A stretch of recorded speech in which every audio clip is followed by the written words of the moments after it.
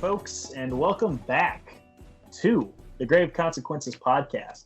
It's a part of the Social Suplex podcast network. The show will now drop every Thursday morning at 6:30 a.m. Eastern time. You can figure out why we chose 6:30. I think it's pretty obvious, but whatever.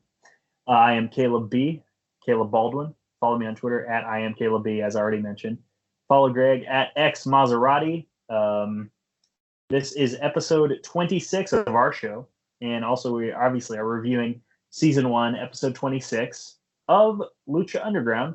The title of this show is The Best in the Business. And we'll talk about it when it comes up. But man, just real quick, by the reaction these guys got in their entrances, in the match and after the match, like, you would have thought it was like Steamboat versus Flair reincarnated. Wouldn't you agree? Yeah, Havoc's over. Havoc's really, like, they were chanting, "We won Havoc." Not what I was talking about, but go off. Oh, who are we talking about? Who are you talking about? The main event, sir. Oh, you're skipping way ahead then. I know. I mean, I'm just not saying we go right into the main event, but just as a teaser, like, you know. Let me check my notes for the main event. What was the main event? It was Alberto El Patron versus Johnny Mundo. Oh, this was a great match. That's actually, yeah. I was going to give it a... Literally, like, 2 of the 4 most over people in the temple. And it was Patron's best match. I think this is his second one, but it's still, like, heads and tails better than his match that I thought was decent against Tejano. This one's way better. Way better. Yeah. Johnny Mundo is probably going to be an underrated wrestler when he retires. Absolutely. And we will get back to that main event. But we are first going to, go through the rest of the show. And the very first thing we see is what is going to establish that main event, because we have Alberto El Patron and Johnny Mundo in the office of one Dario Cueto. Oh, by the way, I've started doing recording voice notes on my notes app here on my iTelephone. And when I said Dario Cueto, it heard Cuito. So it's Quito. So that kind of just gave me a chuckle. But thanks for the courtesy chuckle, Greg. It's greatly appreciated. You're welcome. So they're both in there like, man, we don't agree on pretty much anything. Like, we pretty well kind of hate each other. But we can both agree, like, either one of us deserves a title shot before Hernandez. I agree with them. I do too. Although we'll talk about Hernandez later, but like, he's honestly, like, we started off like Hernandez is the devil. He's really starting to win me over. I'm not gonna lie.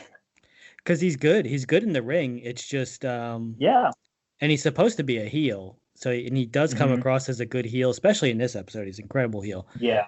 Oh, absolutely.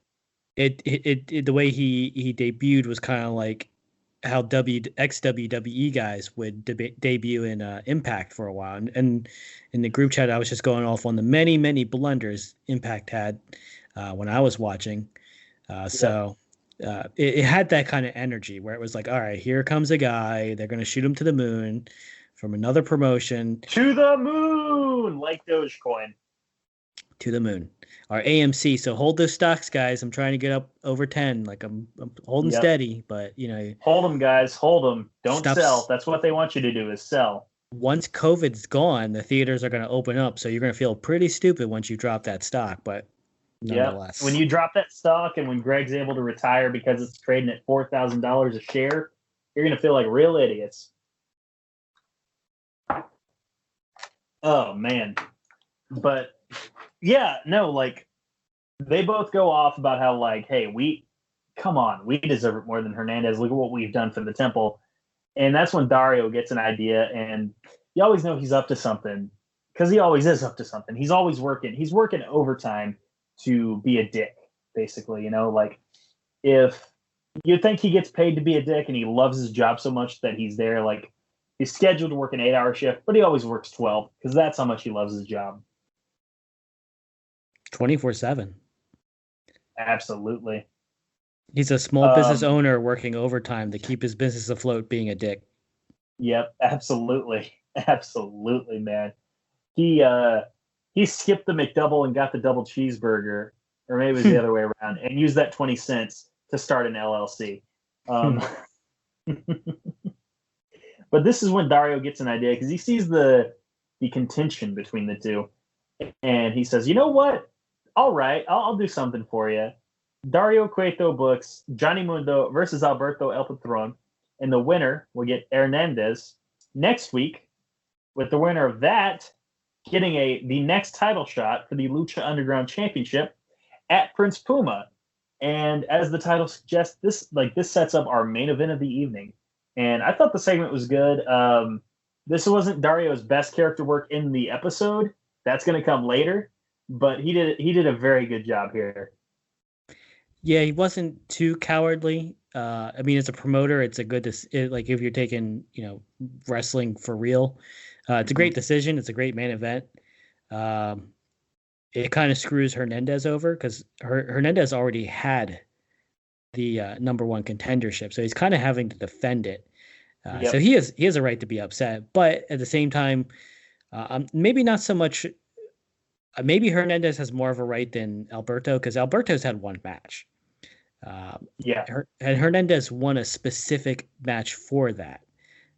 Johnny Mundo deserves it because he's been doing great. But it's still Johnny Mundo's been doing great, and he almost won contendership against Brian Cage until King Cuerno interfered. So he's got a gripe. Alberto, and this will come in later. I think the roles we'll talk about later, but Alberto's the dick. He's the heel, in my opinion. Yes. In this situation, he doesn't deserve this. Beating Tejano in a bull rope match. Match. Yeah, it's impressive, but it doesn't get you a title shot. So he's kind of throwing his superstar weight around. This is him being a superstar, a diva. Yeah. But this is like I don't know if you were watching in 2016, but when John Cena came back to SmackDown at the end of the year and said, "You know what? I'm challenging AJ Styles at the Royal Rumble for the WWE Championship. Why? Because I'm John Cena." That's actually what he said. This is basically what Alberto did. Well, they had the World Tag League tournament. I forget what year it was in New Japan, but I believe it came down. The winners get a title shot, and it was Evil and Sonata versus God. I believe those were the guys. And then the Young Bucks, having not been in the tournament, interjected themselves into the match. That was when I think they started having issues with New Japan, but they threw themselves into the match even though they were never in the tournament. So you could say it's like that pretty easily. Yeah, and again, you knew Dario was working overtime because as they're staring at each other, just so pissed at each other, ready to fight, Dario gets a smile on his face, partly because I think he's thinking, oh man, there's already a rift here. These guys already don't like each other. I've just made it worse. That's awesome. And another part of it, I think of it is, oh my God, neither of them are mad at me right now. Yeah, if in character, he handled this situation probably the best of all his angry wrestler interactions so far. Mm-hmm. Yeah, because he gave them a foil to be mad at besides him. And he didn't have to give him fat stacks of cash like he normally does with Big Rick. So he hasn't been extorted. Yeah. He hasn't been intimidated. He was intimidated, but he didn't fold under the pressure. He just made a match. So this is what he's learning. He's learning to be a good promoter with wrestlers. Absolutely. Absolutely. So as good as that segment was, the next thing we see is, once again, I allude to the fact that, when they do these tapings, they bring in one house band, and it's the same band again, and they're fine. Don't get me wrong. But Sergio Mendoza y a la Orquestra play us in again. And I noticed when they were doing the intro and previewing the show, Vampiro and Stryker, Vampiro does a lot of hand talking. And I know this because I'm also a hand talker. Not a signer, a hand talker. I will move my hands and arms as I'm speaking. Does that make sense to you, Greg? Yeah, I know a lot of people that have to gesture with their hands as they speak to make to put emphasis on the things they say. Yes. Very animated people. Is Vampiro someone I want to talk to, though? Maybe not.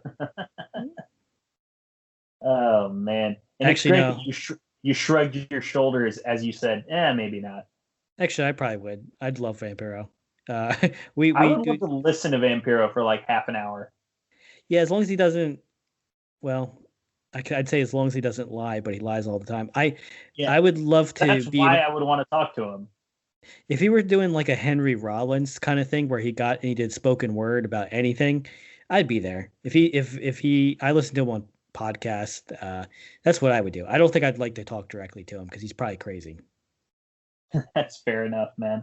Yeah, and I think I've said it on the show before, but like I met Stryker at this was at the peak of my Lucha Underground fandom. This was during as season 2 was releasing on TV. WrestleCon 2016. I got a pic and an autograph from Stryker, and he said, "Oh yeah, Vampiro's crazy," and I'm like, "Oh yeah, he sounds like," and he's like, "No, no, he's actually crazy." Like he had to emphasize, like, "Yeah, no, that's not a bit." Really? Well, I Yes. mean, we know that now. Mm-hmm. But yeah, that's great. It's funny that he'd say it that. I mean, the one interview, I think it was with Chris Van Vliet. Vampiro's Mm-hmm. like fuck Pentagon, fuck Phoenix. I think I don't know if he was going for real heat or if he really feels that way. He's a crazy dude, and Yeah. you know it depends on how much. I don't know if you've how many like wrestling YouTube clips you'll watch where like a host is interviewing a wrestler and they're just marking out for them and but then the wrestler is kind of like mocking them or talking down to them. I'm not Yeah. that kind. I don't want to do that. And I think that's what he would do. I think he'd be kind of like a dick about things, like kind of like how you remember when Bully Ray was trying to get Rich onto his podcast. Oh my gosh. Yeah, I remember that, man. I Yeah, do. I don't want that kind of. I don't want to. I mean, Yeah. I completely understand because at the end of the day, you're a person. You don't really want to do that. Maybe I'm taking us too far off track, but I think that Hey, would it's all. good. I think that's how a conversation with Vampire would have to Yeah. end up. But hey, consider this an official invitation slash almost a beg. Matt Cross, if you ever want to come on the Grave Consequences podcast, we will move heaven and earth to make sure we schedule it to happen. Just so you know. Yeah, as long as the wrestler is cool, I don't mind having him on there. I just don't. We're not Yeah. making any money off this, so I don't really want to have No, we someone do come this on for here. the love of the game, dude. We do this for the love of the game. Yeah, so I'm not trying to have someone on here come on here and be a dick to either of us. Like that's Yeah. I think that may be what a real mark would do. I hate that term, but we're not here to be disrespected. Like I would We actually. did I tell you this may have been in the group chat, this may have been on air. Um it's been what, like a week and a half since we last recorded? Yeah, maybe. Instead of Mark, we should be saying simp instead, because that's more of a pejorative. Yeah, I can. But unfortunately, you're. I don't want to, but unfortunately, you're pretty. It does fit. The definition does because they will spend money to be mistreated. I mean, that's the thing, man. Like, we're not making money. I don't need to do anything for popularity. As long as they're cool. Like, I think I could actually have Bully Ray on here with us, even though there's no point. I think Yeah. just because I'm from the East Coast too, like I kind of can talk to him without either of us really offending each other. Just because like I kind of those are the kind of fans I'm around all the time. So like I kind of we wouldn't rub each other the wrong way. But I think some wrestlers we wouldn't have on here. Like Cage is super fucking cool. I don't know if you've seen Yeah. interviews with him, but that dude is like if I were that big, I'd be the hugest dickhead to everybody. Oh, absolutely, dude. With those, but he's super chill and cool. Well, that's the thing about bodybuilders, dude. They are like legitimately some of the nice, for the most part, some of the nicest people on the planet Earth. Yeah. See, I don't know much about that world, but if that's true, I mean, Angelico seems like he'd be cool. Matt Cross seems to be cool. I think Evilise would be cool. It's certain personalities don't gel together. I don't really like crazy people because I don't. They make me uncomfortable because I don't know. It's a kind of like integrity. I just don't trust them as to not stab me in the back, like literally. So Vampiro, I'd love to have Conan on. That'd be great. Puma doesn't talk, so we can't have him on here. Nope, of course not. We can't have him. I don't know if he's ever actually. Maybe spoiler, but I'm pretty sure he No, I don't know if he talks ever. I think he does in the third season, but I could be wrong. I think it was like a word. That sounds right. Yes. It was kind of like when Maggie Simpson talks on The Simpsons. Yeah, definitely. Man, we went off the res, dude. Yeah, I apologize to the I audience. can say that. I'm from Oklahoma. I Caleb knows it's been a day for me. I'm running on fumes. My Yeah. Friday was ruined by my boss, so Mhm. I'm doing the best I can. Hey, man, that's all we can ask for, bro. That's all we can ask for. And again, it's a free podcast, so if you hate it, then fuck off. Yeah. There you go. That'll get them coming back. That won't alienate our listenership whatsoever. I will say something crazy later to give people fuel if they want to hate us, though, because I'm going to say something nuts in our main event. So I'll wait till we get there. Yeah. So you have to give us our ad time. Main event, or pardon me, next matchup, first match of the night is the Crew, and this is a tag team match. So it's the team of Cortez Castro and Mr. Cisco against Angelico and Son of Havoc, and this is because Ivelisse injured. She's in the temple. She is in the bleachers, actually, sitting next to some simps, as we now call them, marks at the time. You're calling him that. I'm not going to get on board with that. Okay, that's fine. I'm not going to stop you. It's your right to be a coward. I will allow you. I will allow you that right. Thank you. One thing, because I didn't write a lot of spots down here, because I figure, well, I'll save that for Greg, and also, want to encourage people to go back and watch the matches as well. It's long since been established. Ivelisse, you really should go back and watch it though too, because the spot these matches are very spotty. So if I tell you all the spots, you don't need to go see the match. Exactly. So Ivelisse, like I said, she's sitting in the bleachers with the marks, and she's very annoyed by the chanting, even when they're chanting for her. She's weird. Like she's Angelico and Havoc are faces now, but she's very much a heel. Yes, absolutely. She's obnoxious as fuck. Yeah, like when she's yelling at Angelico and Son of Havoc in this match to move and do this, do that. She reminded me of like an angry dad at a kid pitch baseball game. Holy crap! Yeah, that's a good analogy. She is. Choke up! You gotta choke up on that bat, son. Yeah, the one that gets kicked out because he's too drunk and he's scaring the other parents.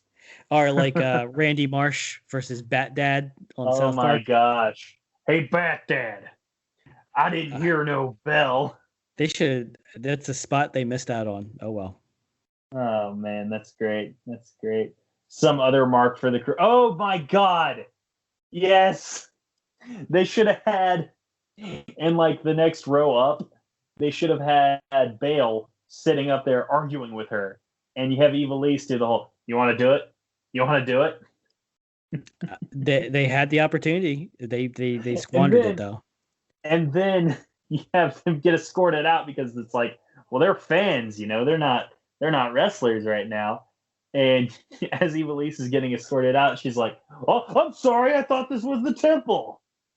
You know what? I kind of want them to do that more in wrestling now that you put that thought in my head, because they could do that more often in wrestling, where not necessarily the manager, but they could add more drama to the matches by having people constantly pulled out.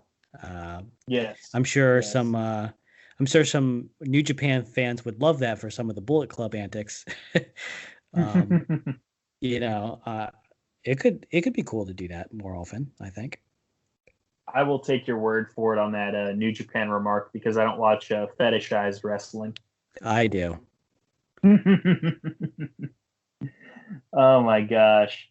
One thing here, Vampiro did a great job of pointing out just how desperate the Crew was to get the win. Like, they were more vicious than ever. It's almost like they saw something that really put the fear of God in them.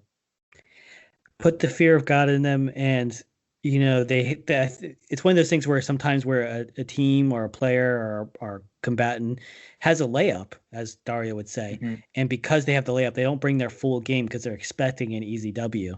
Because the crew had that one good trios match where they were kicking ass. Like they have good chemistry of each other, and they are ruthless and they will hurt you, but they can't fuck around, and they're not fucking around in this match. Yeah. I would like to point out there was one point when Angelico was on the apron and Cisco went to dive at him, and Angelico was supposed to duck, which he did, and Cisco was supposed to miss him and hit either Son of Havoc or his own tag team partner. And Cisco, like, it was so spotty, bro. Like, it was really bad. There was Like, quite a few. He got tangled up in the ropes, dude. It wasn't the only time. There was another incident where someone got tangled up in the ropes. They were having trouble with the bottom two ropes in this show. Mm-hmm.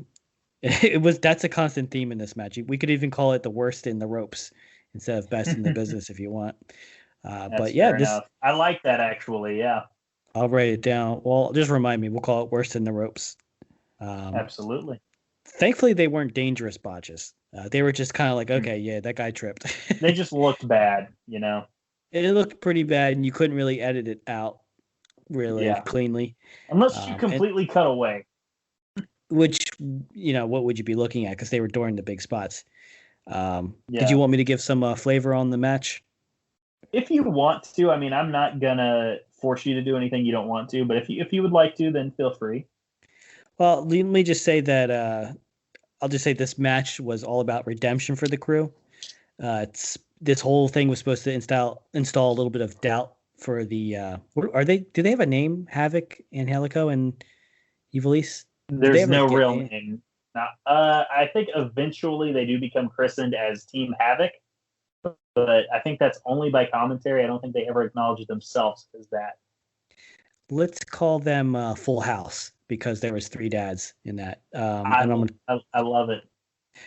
And we'll talk about who's the Jesse of the group later, but there was some. It was her doing her usual stuff. We thought she was past where she's telling everyone what to do. Like that storyline with her and Havoc was done, but it's rearing its ugly head. Angelico and Havoc had some spots where they were like giving each other those kind of Rock and Austin tags where they're not very friendly. Yep. And it was all about showing the savagery and how technical the crew can be.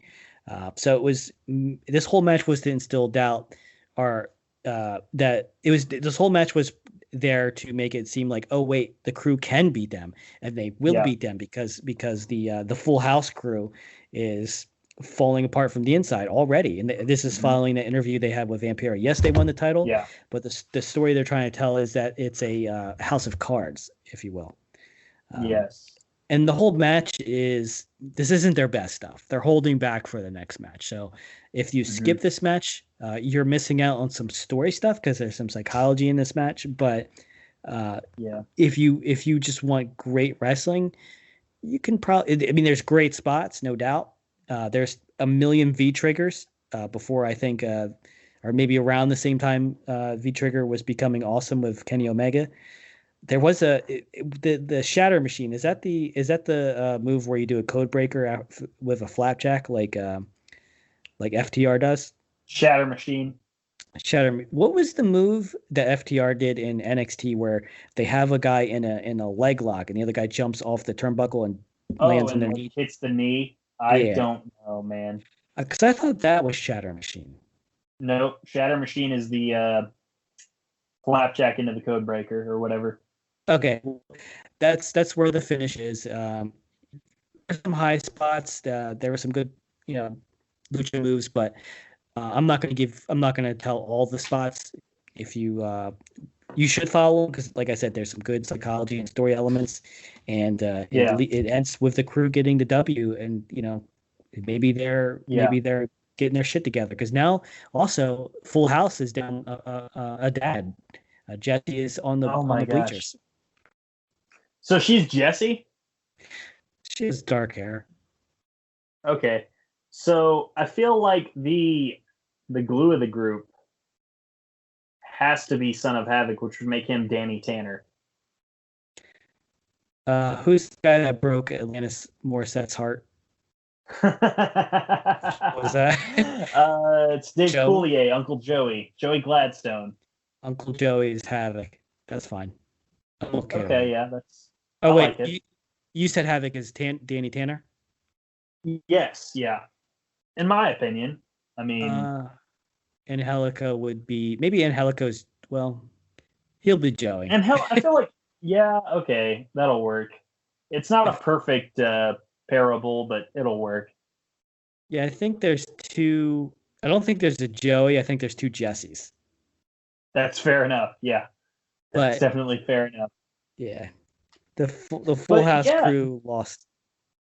They did. They lost because they still can't get along, and it's not even Son of Havoc and Angelico who were in the match.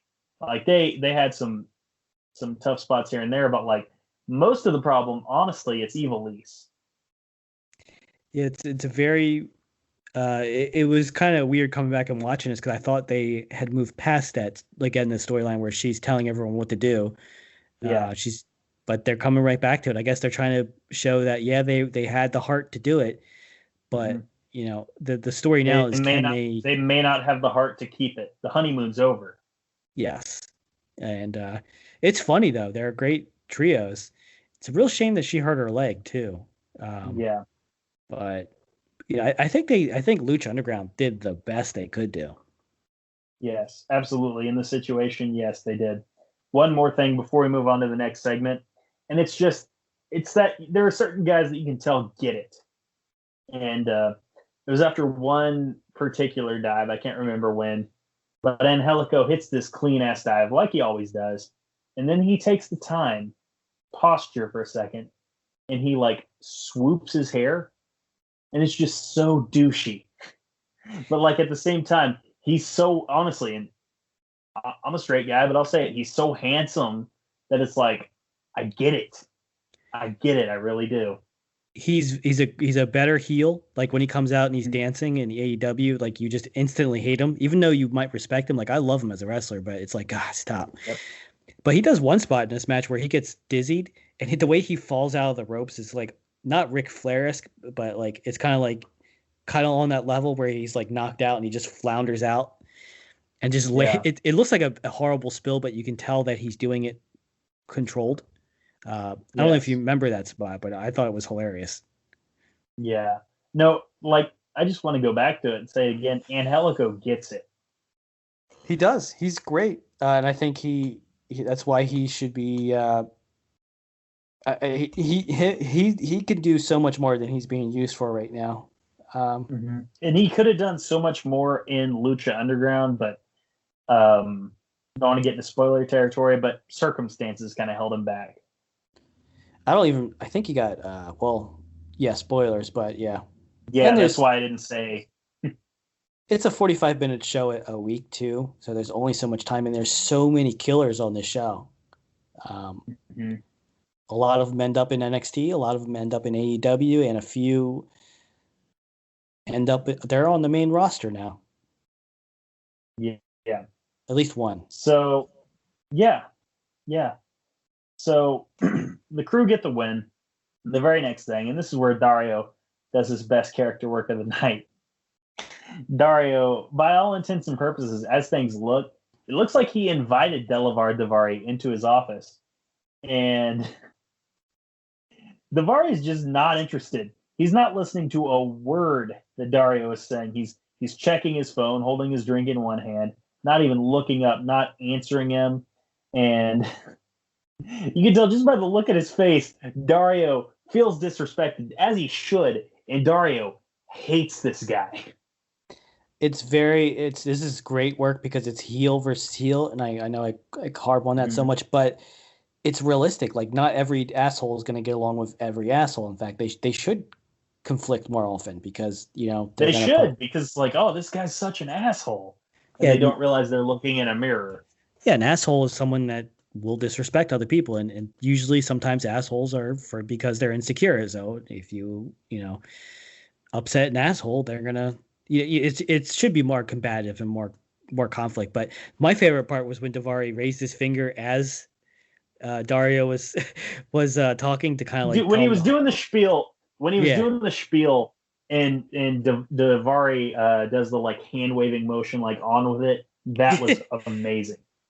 Davari mastered X-Pac developed the term go home heat or go away heat, but Davari, man, like this whole segment, I was like, God, I hate this fucking guy. Like, and what happens next? It's just he's perfected it. Like, and that doesn't mean I want to see him more often, but it's just like, man, he just knows how to like just make you. But I love that. Dario's had it up to here with him. So Dario just decides like, okay, you say you like inflicting violence, as because he's like, because Davari says, you like watching violence. I like inflicting it. That's why I'm here. And Dario says, well, if you like it so much, you're gonna have your first match tonight, and it's gonna be against someone you know very well. And Davari just, even when he said it, it was like, okay, whatever. Like he just comes across as it's just some kind of entitled rich, because I think he even said like you own most of the real estate in Boyle Heights, which is gonna make people hate him even more because he's a landlord type character, so nobody likes the landlord. So he's just or lanyards for that matter. Yes, those two, but like always spinning around your neck. Ugh. He's just got the perfect heat. Yeah, absolutely. It's like a Godzilla fireball of heat. Nuclear. That's amazing. Also, I'm Team Kong all the way, baby. King Kong had to climb a skyscraper. Godzilla's as big as a skyscraper, so that movie is going to be kind of okay. Well, that means King stupid. Kong put in the work. Okay, King Kong wasn't born on third. King Kong actually hit a triple. Just saying. Godzilla's a nuclear dinosaur. All right, whatever, dude. Next up, we had Prince Puma and Hernandez segment with Conan in there as well. And I believe Hernandez came to Puma, correct? Or Puma came to Hernandez?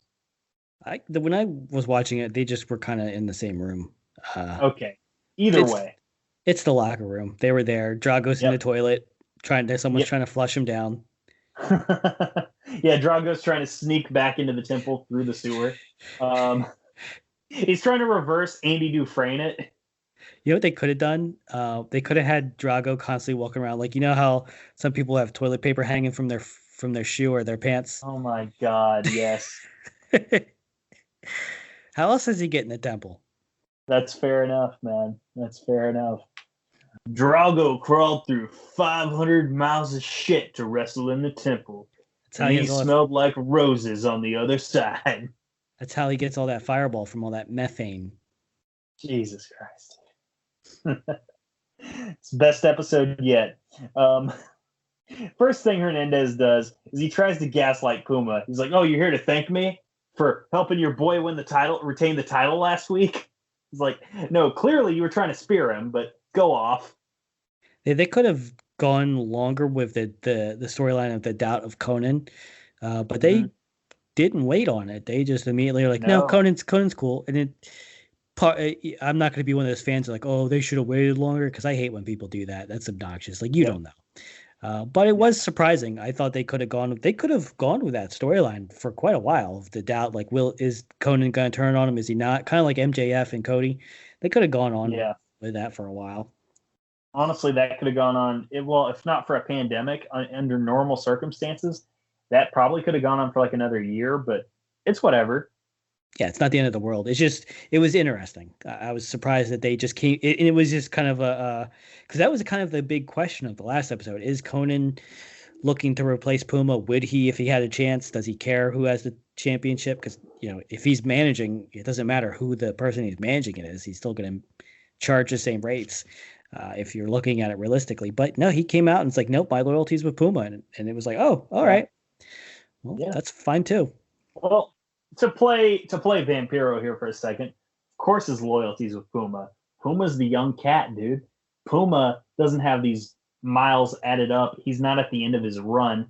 Puma is going to be here forever. for at least 7 seasons. Well, that just means Conan is not an idiot. He's not going to do like Impact and have Val Venus go over Christopher Daniels. He's a snake, bro. Conan is a snake, bro. He's a good talent scout. Oh my gosh. By the way, I heard your and I will not go to the ends of the earth to defend early era Hogan Bischoff TNA. Now, 2012, 2013, yeah, maybe, but not so much the early stuff. I like this even better. Dario comes in after all the gaslighting and arguing, and he tells Hernandez, like, hey, sorry, bud, you got to win another match next week. Patron or Mundo, whoever, you got to win again next week. Hernandez is pissed. And then to make it even better, Dario, the dick that he is, to the end of his days, he says, like, I hope you guys can get over this little spat because you guys got a team tonight against King Cuerno and Cage. So a little bit of salt in the wound for both of them. It's interesting, and even says to Conan, he says, if there's anybody that can get these two people on the same page, it's you. I know you can do it, buddy. And Conan's just kind of like, because one of those things where it's a compliment, but someone's fucking with you, and even Conan was kind of like, it's a go to the, yeah, it's like Conan had pure go to hell energy at that point in time. As he should. Yep. Next up, Delavar Daivari is in the ring. The crowd, the Temple already hates him. And to my understanding, the Temple wouldn't have even seen the vignette that we saw earlier, but the Temple already hates him. He's hateable, bro. Like he's wearing like gold pants, isn't he? Yep, that's fair enough. He does wrestle in pretty much all gold. So she introduces Delavar, and then as she starts to introduce Tejano, you hear her say, "Oh shit!" Then she runs off, and then 3 seconds later, Tejano comes in the ring. I love that. I thought at first I had to rewind it because I was like, did she say what I think she did? And it was great. Yep. I thought Pentagon was coming out again. I swear to God, I was like, oh crap, Pentagon's back. I was like, I don't remember this. Yeah, no, this was great because this was basically because Tejano at this point he's full blown baby because he comes out, he beats up this rich piece of shit, beats him up as much as he can until Tejano. Oh, the match starts, by the way. Immediately, like within 30 seconds, ends in a DQ, and Tejano doesn't care. He's still beating the crap out of him for as long as he can until Daivari gets one opening, just one. That's all he needs, and then he powders out of there. It was kind of a weak. It was disappointing, but it gave him even more heat because he wants to inflate. He's not paying attention. He's agreeing to anything. He doesn't even respect anybody, but then he runs away. It's just the weaseliest of heels. It shows how two-faced he is because he says, like, I love to inflict violence, and then he has an opportunity, and it's not an issue of, like, Tejano's back is turned or Tejano only knows you as a mark in the crowd. Tejano's ready to fight, and at that point, you're just like, nah, I'm good. So, yeah, like you said, he's a weasel. He's a weasel. I don't know. Hopefully that sound effect. My stupid Windows just updated its Windows Defender. Good. I didn't hear anything. It's good. It annoyed the fuck out of me, but I can't wait for him to. It's weird because we were saying like, don't get your hopes up, but man, I can't. And this is probably the only time I'm ever going to say this, but man, I really can't wait for that Tejano Daivari match. Yeah, because I just want him to beat the crap out of Daivari. Like he's just. Yeah. Daivari was okay in Impact. I liked him in Impact. That's what I'm told. Yeah, as Sheikh Abdul Bashir. Was that what he was called back in a few years ago? Maybe 6 years ago. Well, he was good. That was around 2008. Actually, he was Sheikh Abdul Bashir. He had I think he did a deep impact DDT. That's when you jump from the top rope and you end up doing like a regular DDT, but from a. Isn't that the one where you have Morgan Freeman commentate it? Yes. And Earth dies. There we go. Go off. He was good in Impact, and apparently he's back in Impact because I think I saw him in a match. I want to say he was in like the gauntlet they had in October at Bound for Glory, but that's all I would know. Someone posted in the group chat a picture. It's like a 3 versus 3. Chris Bay is on one side and Davari is on the other side, and they were just calling him Davari.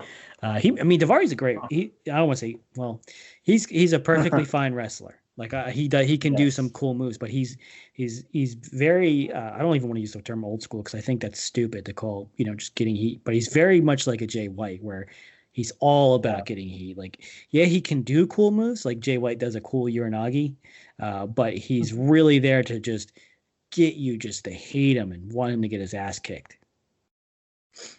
Yeah, he does a good job. Good. Honestly, we need more of that, to be completely honest with you. It worked here. I want him to get hurt really bad.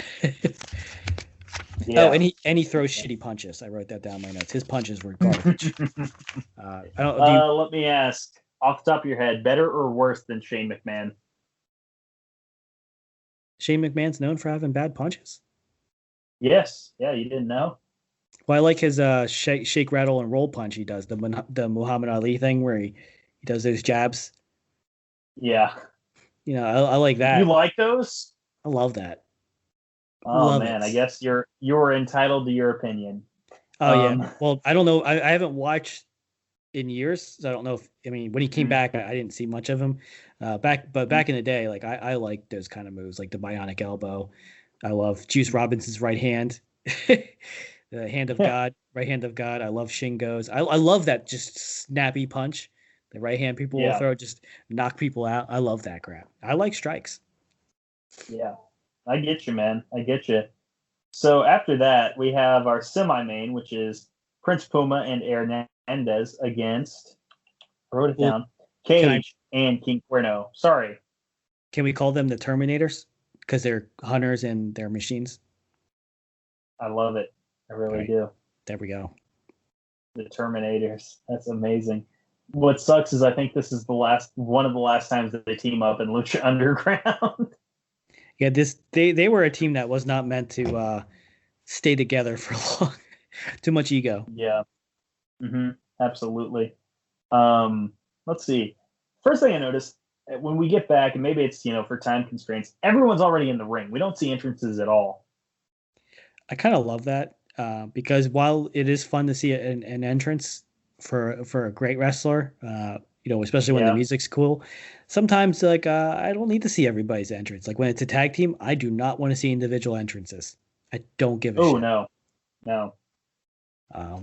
Unless your entrance is really cool and your music's really great, I can wait till you're in the ring. That's fair enough. And another thing I noticed, and you got to ask yourself, when did these two fall in love? Maybe it was during the first season, because Melissa Santos puts a lot of effort into announcing Cage.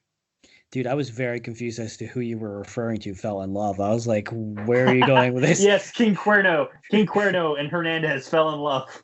Dude, I was really confused because I was like, where is he going with this? Like Oh my god. But she does a good, and people do this for different wrestlers, whether it's like skating down to the ring, Darby Allin. They'll do little differences, make announcements unique. And one thing she does is she'll say, from the 559, they call him Cage. Amazing. She misses one part though. What did she miss? He's not a man. He's a machine. Oh yeah. That's fair enough. But that being said, this match was awesome. Truly awesome. Like, we got to see everything. We got to see Hernandez being flippy. We got to see Brian Cage getting his shit in, as he is. Mr. Get My Shit In.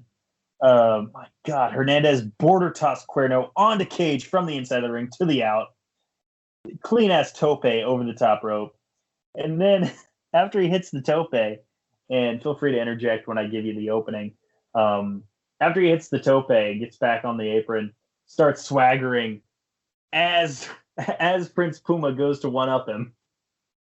and blocks him. Yeah, they had some pretty big misunderstandings. I think one of the things that was the story. I'm sorry to cut you off. That was the story of the match. Was like Hernandez and Puma. You could tell really didn't want to tag together. Yeah, they didn't want to tag together, and there was kind of that. Is Hernandez doing it on purpose, or is he really just full of himself and just not noticing Puma? I'd say it's a little bit of column A, a little bit of column B. Hernandez was just, he can go. They put him in that ring, and he can just go, and that's why I think me and you both like him, even though we didn't want to like him. No, this is definitely the Nickelback of Lucha Underground. Nobody wants to like him, but everyone loves him, and I mean everyone. Well, yeah. I just had to get that out there. Yeah. Oh man. Oh man. You find me one person who says they don't love Nickelback, and I'll show you a liar. I don't like and it'll Nickelback. Be the same guy. Well, that makes you a liar, Greg. I do not. Whatever, dude. Whatever you want to say, man. Whatever you want to say. Just know I don't believe you. There was some good commentary here. Vampiro points out, the mix-up between the Technicos, well, Puma and Hernandez, rather. He says, there's something that's not right here, man. And then you throw the devil into the mix. Referring to Conan. He can't help himself. He has to just, I really am curious. I'm going to be honest with you, Greg. It's becoming charming at this point. It's fun. Yes, it is entertaining at this point. Like, it's no longer annoying. It's gotten to the point where it's hilarious because it's almost like you could have a drinking game based on it. Yeah. It just makes me so curious if this is when he was, because apparently him and Conan they squashed the beef. And then they had a feud in AAA for a little bit. Maybe that might have been just for money. They might not have hated each other anymore. But I just wonder if this was all storyline or if he genuinely still didn't like Conan at the time, and vice versa. Yeah, who knows, man? And another quote here. This was from Stryker. Someone brought up, pain, or Stryker referred to, suffering, and he said, speaking of pain, here comes Cage. That is a damn good way to get a guy over. Yeah, he is. He hurts people. He hurts people real bad. And I realized the reason why he's not being used probably as much as we'd like in AEW. He's pretty fucked up right now. Like, I was watching a guy who's like a chiropractor. Injured or working injured. Like Kenny Omega's working. Kenny Omega's working injured right now. He's let that slip. People are gonna be like, no, he's not. But he said like he's not. He's pretty banged up. Yeah. I saw Cage on a thing where the guy had like a chisel and a little tiny hammer thing, and he was using it to like adjust his muscles so much, like to move lumps of his muscle that were like, Jesus Christ, dude. Yeah, he was getting chiropractored. Like Cage was, and Melissa Santos got it done too from the same guy. It's a pretty cool, interesting channel. I think you could just, I don't know the name, but if you just search Cage and chiropractor, you're going to see it. It's a pretty popular YouTube. But yeah, Cage is pretty messed up right now, and I think that's actually happening to a lot of AEW stars that me and you have complained about not being pushed. But yeah, because Cage, maybe it's because, hear me out. Maybe it's because they do 32 matches on one episode of AEW Dark. Not with the same people, but yeah. No, I know, but I just wanted to get that dig in there. Yeah, he's working kind of injured right now, I think. Yeah, that's a shame. Be better, AEW. Be better. I like how you're basically like Conan, or you're like Vampiro with Conan. Like it's Caleb in AEW. Like you're in fucking AEW.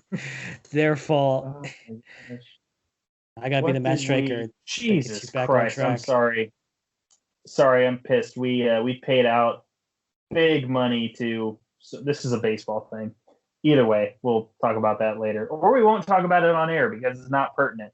But yes, I do appreciate that rapport between us, and you've got to be the striker when AEW comes up, and I've got to be the vamp. So, or I choose to be the vamp. So I choose to be the vamp. So you have to be the striker. Can we both be vamp? Because I think that'd be hilarious. That would be amazing. Just hours upon hours of us mercilessly shitting on AEW to a viewership who, by and large, seems to love their product. That is a great way to retain viewership, sir. Yeah, I'm gonna frame my. I bought like a frame for my my ticket stub that Floyd gave me like a free ticket to. Yeah. Well, damn, Floyd hooks me up, dude. Yeah, Floyd's a good dude. Dude, he to Full Gear. It was the one where Kenny and John Moxley were supposed to have a match, but there was never a sanctioned match. Shut up. And I won the AEW contest in that he had on all things Elite. I got the I got a new AEW hoodie, and I even got their joggers and an AEW heavyweight title pin. So I'm balling right now. Got the drip. I'm proud of you, man. I'm so proud of you. Yeah, I really am. I'm a winner, bro. I'm gonna win the Super Bowl bracket thing I signed up for. $25. I got it. I am so proud of you, man. Dude, gambling's one thing cool. I'm not proud of. Yeah, gambling. Kids, anyone listening, gamble as soon as you can. Don't do anything illegal. I'm not gonna, advocate for anything illegal, but when you can legally gamble, absolutely do it. Take entire paychecks when you're working and go to the casino and gamble it all. Dude, my friend added me to a group for stock market stuff, and this is right when the AMC GameStop stuff was going on. This guy dropped 40-something, 40K into Jesus Christ. GameStop or AMC. Then a couple weeks later, he was in the hospital from stress. Of course he was, man. Of course he was. Gambling is cool, but never bet anything you can't afford to lose. Just ever. Exactly. Yeah. But in seriousness, cool. Yes. Do not gamble anything you can't afford to live without. Yeah. But do gamble. It's great. Oh, absolutely. Gamble as much as you can. I gambled on the Super Bowl, and I've done fantasy football once or twice. And I won once, like third place. Dude, it's fantasy football is just numbers, and just watch Red Zone. You're good. You don't need to know nothing. Yeah, absolutely. There was one thing that's not cool to me, and that's Cage being distracted by Conan after the Hernandez and Puma alliance is done for. And don't forget how it ended. Yeah. Oh my God, Hernandez literally pushed Prince Puma into a King Cuerno dive. Yeah, which is smart as hell. Puma's a dumb white meat babyface. Yeah. He's got absolutely. Dumb babyface syndrome, and I kind of don't feel bad for him. I actually respected Hernandez for doing that because you don't really. It does happen, but you don't see it as much as it should happen. I love it. Like people complain about the flippy stuff, but when let's say there's a trios and two of the guys are holding one guy steady so he can't get away, and then the guy dives into him, I'm okay with that because that makes sense. They're holding him in place, and this was kind of the same thing. So I was on board with this spot, completely on board. Yeah. But like I said, Cage was distracted. Not that it factored into the finish, but Cage was distracted by Conan. That's idiot stuff. You know what else is idiot stuff? Things like what Matt Stryker says here.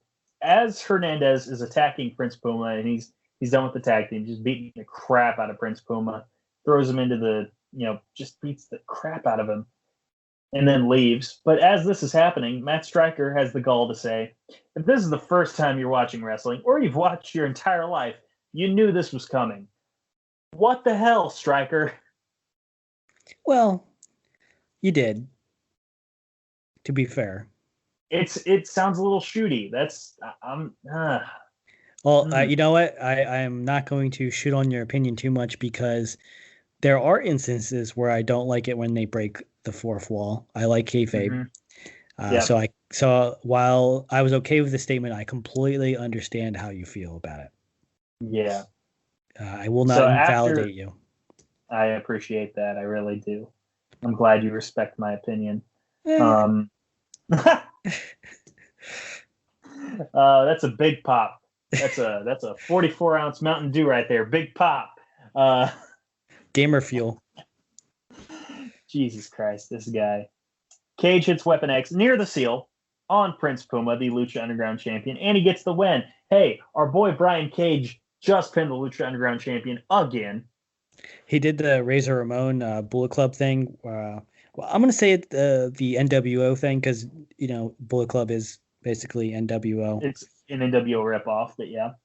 He did the cigarette thing where you put it out on his back. Mm-hmm.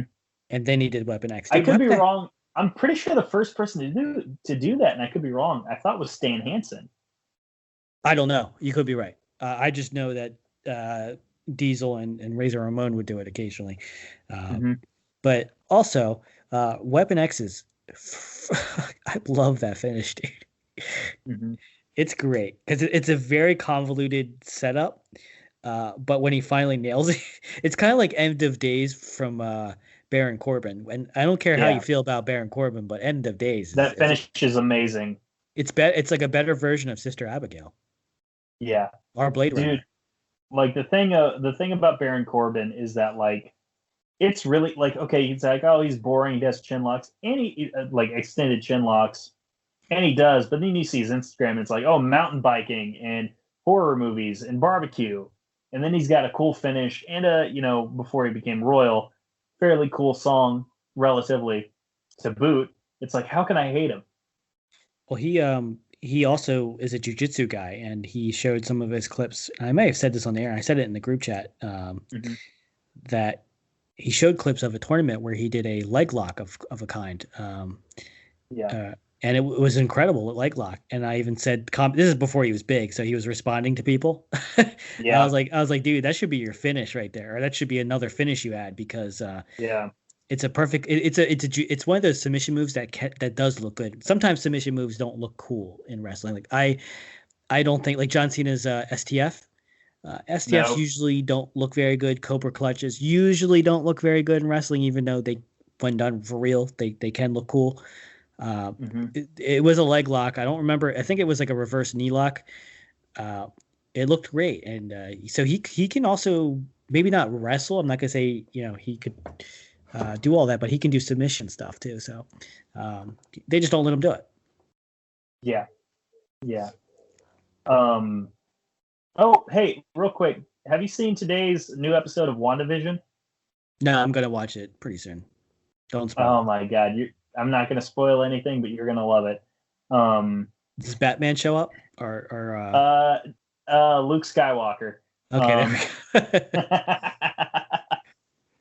we go. Oh, it's Man of Hint time. Alberto El Patron. Yes, he could. Versus Johnny Mundo. Winner will face Hernandez next week. With the winner of that then being able to challenge Prince Puma for the Lucha Underground Championship. First thing I noticed, as always, when anytime Alberto wrestles, over like Rover. So over. He gets the crowd pumped. They love his energy. And at the time when this first aired, I did not care for Alberto El Patron at all. But dude, this match was great. This was an amazing match. Yeah. And I promised there is an alternate timeline where Alberto stays on the Indies, stays in Lucha Underground, doesn't allegedly beat the crap out of anyone, be it his girlfriend or a Ninja Turtle, and doesn't have a drug problem, etc. And he's just so awesome. And maybe in this alternate timeline, Lucha Underground still exists. Who knows, man? I don't know, man. That's kind of a hard universe to live in. I kind of need him to be beating up Ninja Turtles, and I just can't, imagine a world where he's not doing that. Getting Paige to come to Impact pay-per-views in a Lucha mask. He did that? I swear to God. Slammiversary 2017, because he was dating Paige at the time, and she came in, but she knew, like, oh my God, like, all the fans are on the camera here, so she had to wear a luchador mask the whole time. Huh. Well, that's kind of cool, though. I suppose.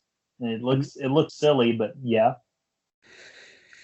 Maybe. I mean, in Stardom, the Queen's Quest girls, they come out in lucha masks, so it depends on how the lucha mask. Well, was it a bad lucha mask? Well, it's not that it was bad; it was ill-fitting. Oh, okay. Yeah. Okay. All right. So they just Yeah. took one from the like waist bin and just threw it on. Yep. That poor girl. Yep. Johnny over, but to a lesser extent, still over. First thing I noticed throughout the majority of this match, we're getting T-shirt Bert, as I call him. The Naito energy with the T-shirt on. Mm-hmm. Usually that means it's phoned in, but yeah, but this wasn't the case, man. It's what like he broke the mold here. He put in some effort. And this was my style of wrestling because there was a lot of micro movements. I think like that I like where like at one point Johnny Mundo does kind of they're both grounded like on their knees, kind of like if they're doing jujitsu, and Johnny does an arm drag of sorts that just flips Alberto through the ropes. They do a lot of things where they bump to create distance or to push people into the ropes or into the corner. Instead of just doing an Irish whip, they do bumps and pushes, like just two-hand pushes, which it's amazing. And I didn't think about, and this isn't something I thought about before, but that could be the difference that makes a match look more like a fight than a wrestling match, which, something I never thought of before, but just that little tweak made it seem more of a, if anything, if you remember Attitude Wrestling, yes, people blow it up to be more than it was, but a lot of the best parts about Attitude Wrestling is it was fast paced. Like it was a lot of stuff off the ropes. It was like everything it seemed like every moment was a hot tag moment. Yeah. They say wrestling right now is too spotty, but back then wrestling, there was no slow movement, so that when WWE started slowing it down, it was it was at first kind of boring, but that's what this felt like. It felt like they were constantly just they weren't cooperating with wrestling holds. If they got into a collar and elbow lockup, they would end up pushing each other out of it or rolling or tumbling into the corner. It was I loved the energy of this match throughout the whole way. Yeah. Now, one particular spot I noticed, and this was relatively early on, Alberto's on the outside by the apron. Johnny's on the inside. Johnny decides to dive out. Alberto pulls the ring skirt, so Johnny gets trapped in there. And then Step Up Enziguri kicks the shit out of him. Oh my God. Some of the kicks in this were amazing. Yeah. And it was very snappy, which I love. This had a lot of Maserati Pro Wrestling in it. Yep. This was definitely MPW for sure. Definitely. Mm-hmm. T-shirt Bert hits a tope on Mundo that drives them into the chain link that puts up a barrier between the fans in those stands and the actual temple itself, or the ring area, as it were. Yeah, it's a nasty chain link fence too. It really is. It looks grimy. It's not like a chain link, but it's like these little tiny metal thin, I don't know how you would call it, but it's not like a chain link. It looks like an old rusted baby gate, sort of. Kind of like, those elevators where you can shut like a metal gate across. Yep. That's kind of what it is. Yeah, but it's like smaller, so there's more links. So if you get thrown into it, you can get cut, you can get tetanus. Like it sounds awesome when they go into it. It's very rough. Yeah. And on that tope, like Bert just gives up his body entirely. Johnny crashes into some stairs and breaks them. Yeah, I didn't know if that was a botch. I'm not sure. Because it was a very weird, because they pointed out. So if it was a botch, they pointed out and showed on camera, yeah. So I don't remember. I know what you're talking about because I remember thinking like, wow, was that? Because it looked weird, but it could have been planned. Yeah. Usually when something crashes or breaks, usually it's planned. Yes. It's shortly after this point that Alberto decides he's definitely here to work, which he had already been. But then he takes off the shirt. And he's not in bad shape, so why is he wearing the shirt? Greg? Hold on 1 second. Someone doesn't understand what recording a podcast means. What was your question? Sorry about that. No, people, it's like I'm free all fucking day, and I've dropped the F-bomb, and I apologize so much on this podcast, but I told you it's been a bad day. I'm free all all damn day, and then the hour I'm trying to record a podcast, someone sends me like 17 straight text messages. Someone that never talks to me, and it's just I think I'm gonna hire someone to take them out. But what was your? Yeah, you should hire who's a good hitman? You should hire the APA. Well, their slotto of pounding ass makes me question whether they're actually beating people up or they're doing something worse. Because I remember that was their motto, always pounding ass, and it was like, whose bright idea was that? I know, right? There's a shirt out there. It's the always pounding ass bar and grill. I'm gonna get you that T-shirt. I'm not gonna bring it up, but I was reminded of that story of Edge and Bradshaw in the showers. But ooh, yeah, JBL, you're canceled. Poor Edge. He deserves his main event at WrestleMania.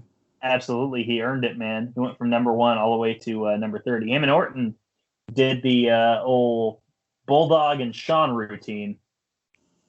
Hey, man, the whole holding the ropes at the bottom is a strategy MJF used, Road Dogg used. I mean, it's a winning strategy. Don't knock it. Like, why get up? Also, I'm just going to say it to anyone who's like out there arguing this for hours on end, be it in, I don't know, a group chat or Twitter, it don't matter. Are you guys that bored? Like, well, I mean, WWE doesn't think that they've created new legends, so they go to the old ones. I mean, that's just, I wasn't surprised because they don't. Yeah, no. They're not gonna. I mean, I can think of guys I'd love to see in the WrestleMania main event, but it's not my company. They think they don't think the younger guys are legends yet. That's it. I think the point I'm making here is you think anyone else that thinks differently is stupid and you disrespect. Well, definitely anyone who disagrees with me is clearly on the wrong side of whatever we're discussing. That's been well established. But also, like, I'm growing to the point of, like, I don't care. Does that make any sense to you? Like, I've just become a generally more busy person. Well, I don't care either. Yeah, that's fair enough. He does look it's weird that they're not, his hair is gray. Like, I thought they would, like, dye it a little bit or something. Get him some Just for Men, that sort of thing. Well, you remember when Kevin Nash was gonna fight CM Punk? They like dyed his hair pitch black. Anytime Kevin Nash came back, he'd have black hair. Yeah. Yeah, I mean, like, it was awful, but Edge maybe might want to do it. I don't know. Yeah. Or shave his head. Not bald. I just mean, like, get a haircut. He rocked the shit out of that short haircut that he had when he was retired, man. Yeah, when he was doing the Edge and Christian show, like, he didn't look bad. I don't know why he doesn't just do that. I don't know. Just long gray hair looks. Yeah. Stands out too much. I think it's too much of a bullseye for people to complain about his age. He could get by. Get by. Short hair, 5 o'clock shadow. Yes, very much so. That'd get him by. That would get him by for sure. But like I said, no, Bert doesn't look bad. He had the shirt on the whole time. What the hell? It was for that pop. It was for that pop. Yeah. Because when he took it off. It was for the pop, and it was for the Kurt Angle taking the straps down moment of, like, oh my God, now he's going to finish it. Because he immediately goes for the cross arm breaker. I love that spot.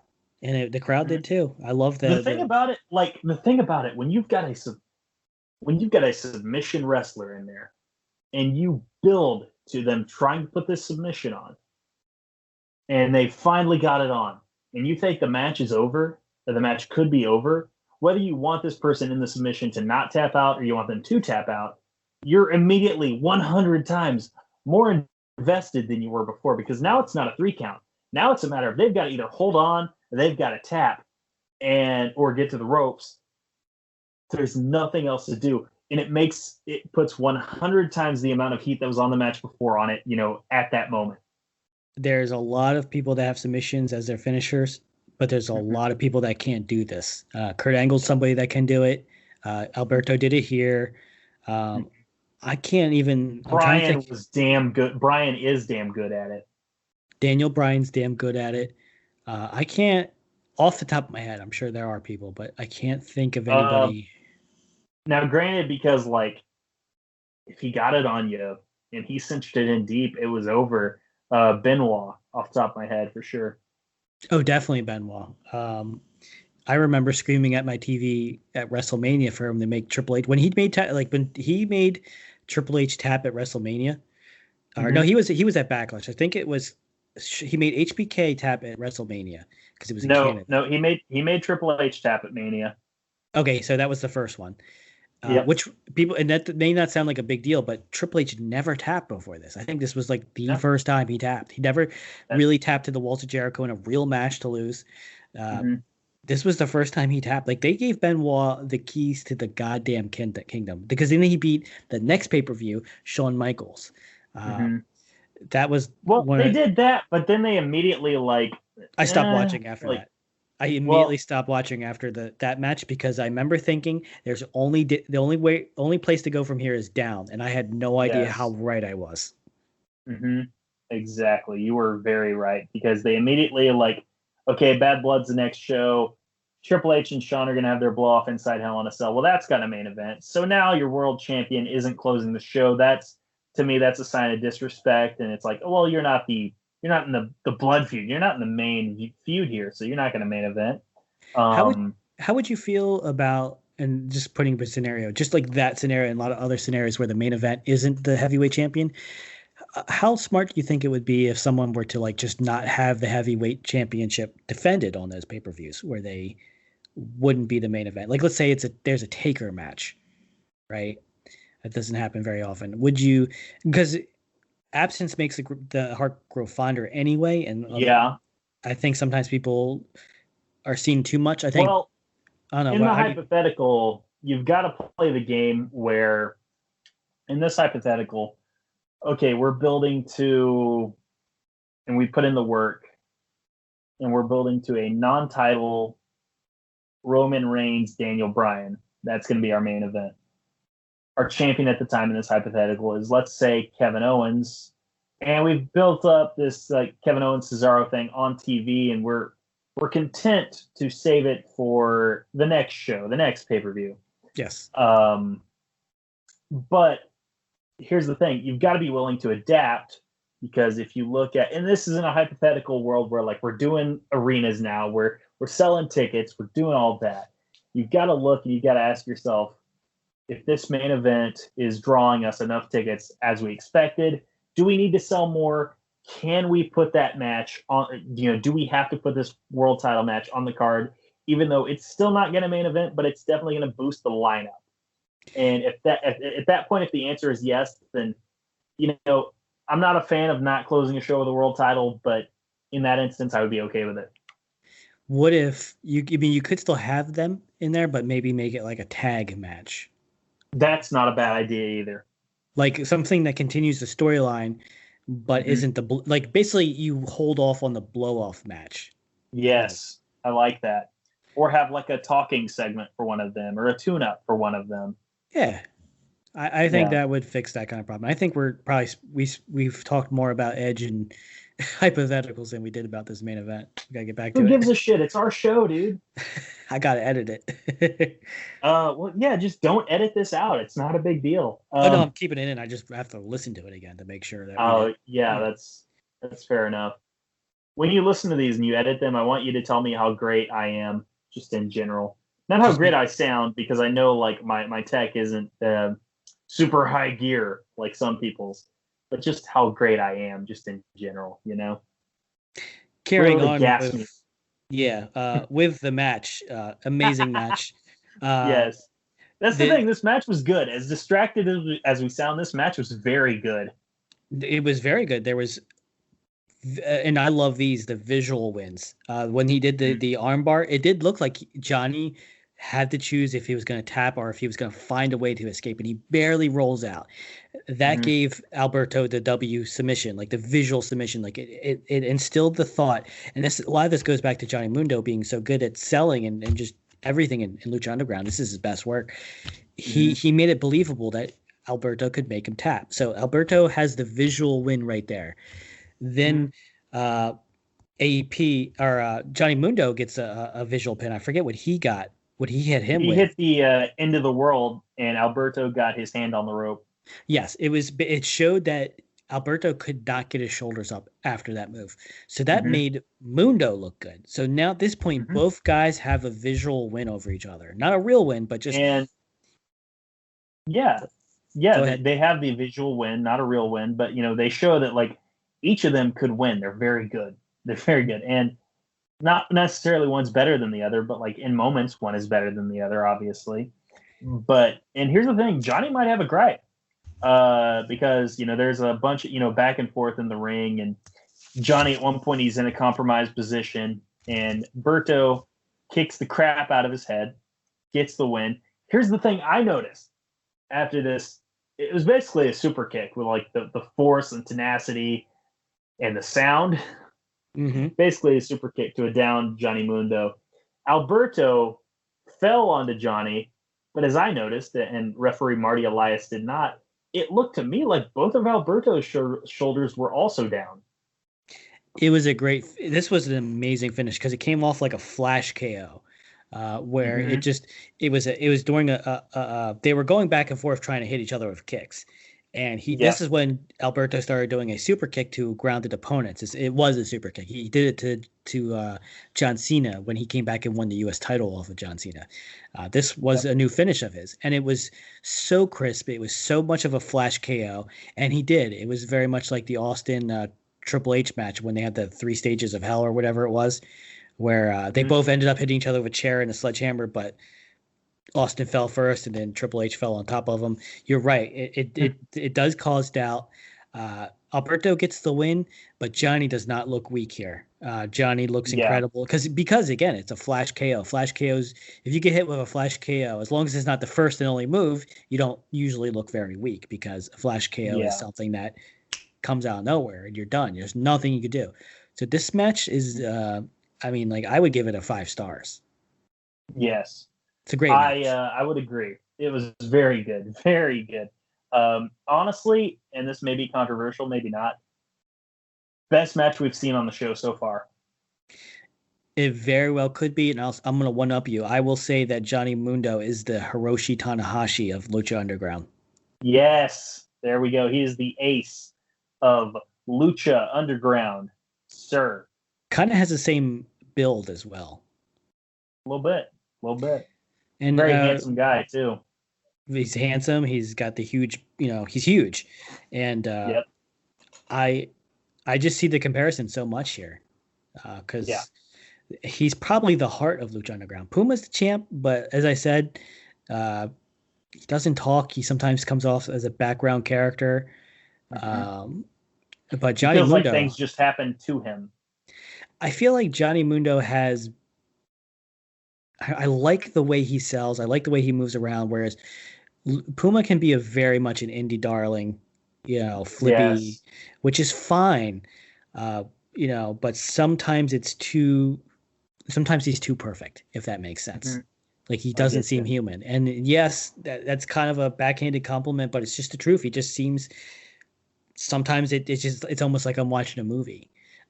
He's too good for his own good, I guess. It sounds crazy, but like sometimes I like a little bit of roughness to make it look like, a fight. Like I said earlier, like the pushing and then the way it's just rough and it's tumble. Yep. So, oh man, this was not the end of the show because by God, we see someone visiting a coffin. And we hear the familiar voice of the lovely Katrina. And she says, death is the beginning of new life. And she tells Pascual Mendoza, rest no longer. And I think maybe one of us called it, maybe it was you, but the Grave Consequences match was the death of Pascual Mendoza. He's dead. He's gone. Mm-hmm. Now only that was you. Was it me? All right, I'll take credit for it. I'll take a victory lap.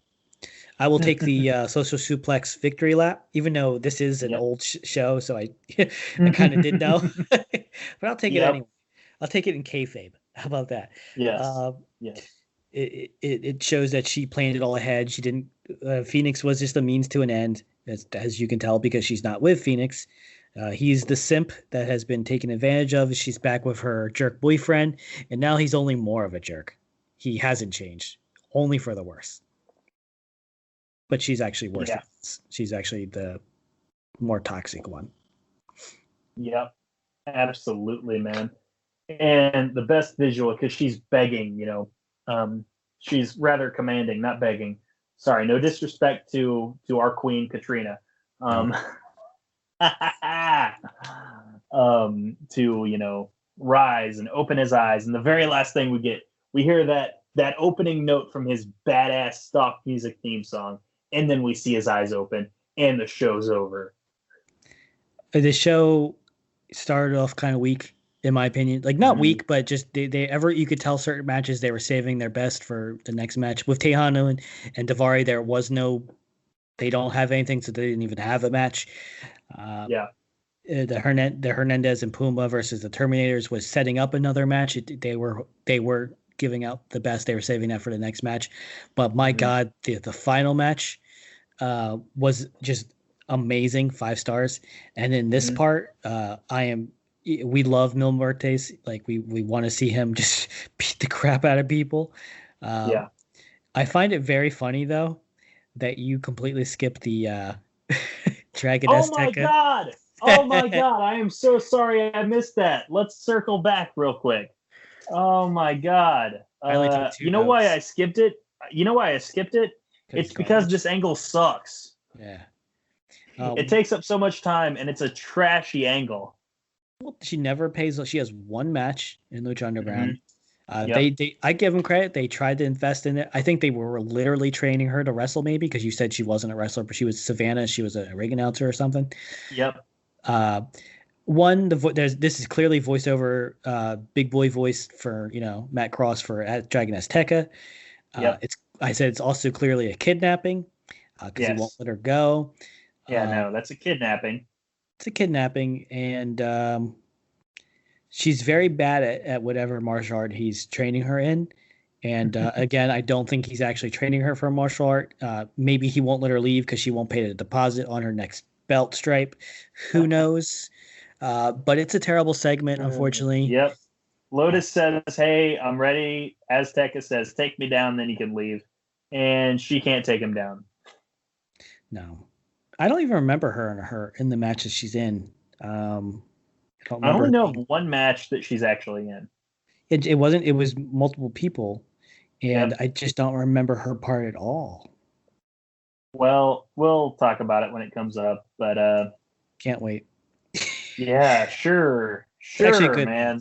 It's actually a good match, but she's just in a blind spot. I can't remember a thing she does. I don't remember if she was. I don't remember if she was offensive as a wrestler, or if she was passable, or if she was great. I'm pretty sure it wasn't great because I don't remember it. What's great is like 3 of these multiple people attached to this are like iconic in the world of women's wrestling. Not to get too spoilery, but they're just icons, dude. Present day icons, dude. Both in WWE right now. Yep. That's all we'll say. That's all we will say. Well, I'm sorry we had to talk about that. We were having such a good time. We got to rate the show for what letter grade we're going to give it. We do.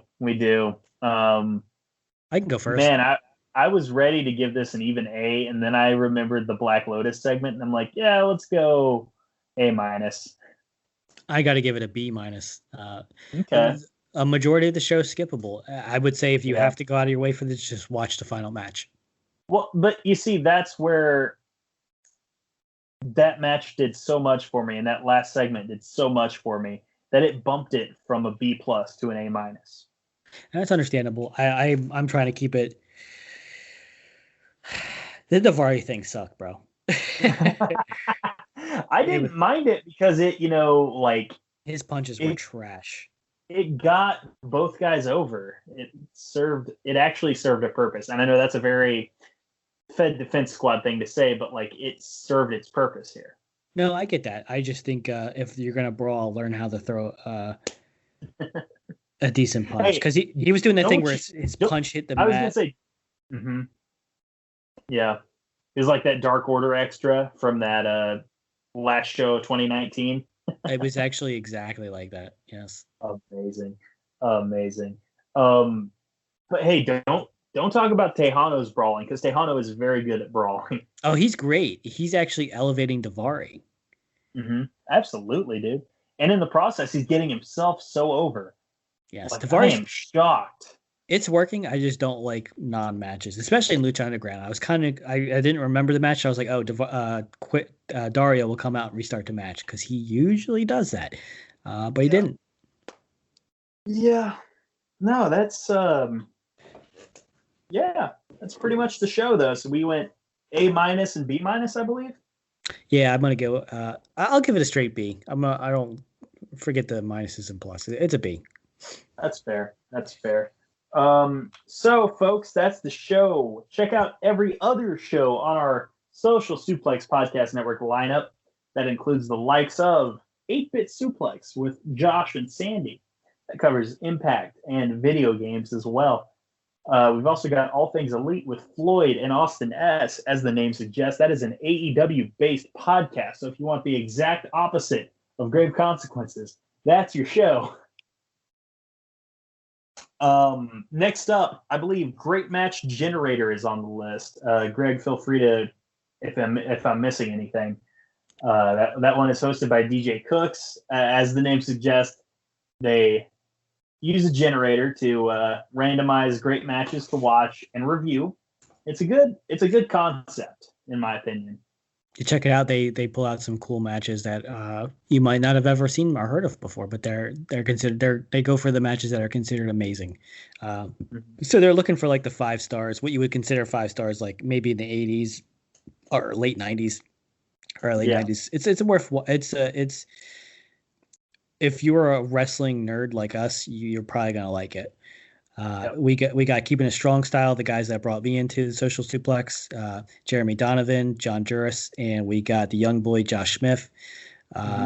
Great show. I think they got a lot of content to talk about right now, especially with Kenta showing up in AEW. This is dropping weeks later, but I think that was Hideo Itami. We're waiting for JR to slip up and call him that. I saw people saying that. It'll happen.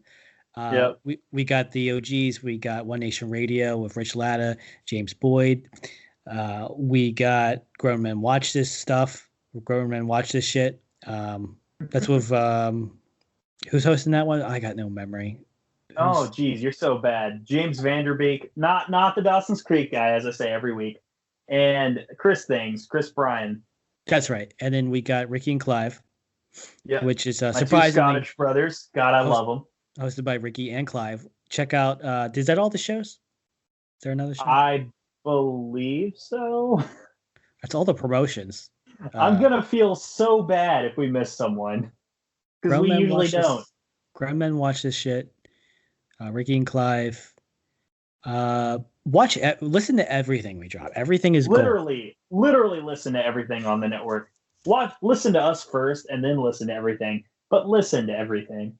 And don't forget to read our articles on the website. Muzza is a great contributor. He's been on a few of the Keeping a Strong Styles shows. He's written a few good articles recently. Jeremy writes articles. I think Rich, he was talking about writing some more, or if he wrote another one. So check those out as well. There's some very well written articles on there. We drop a lot of good content. If you're a wrestling fan, there's pretty much nothing we're not covering. And in fact, I think there may be some more.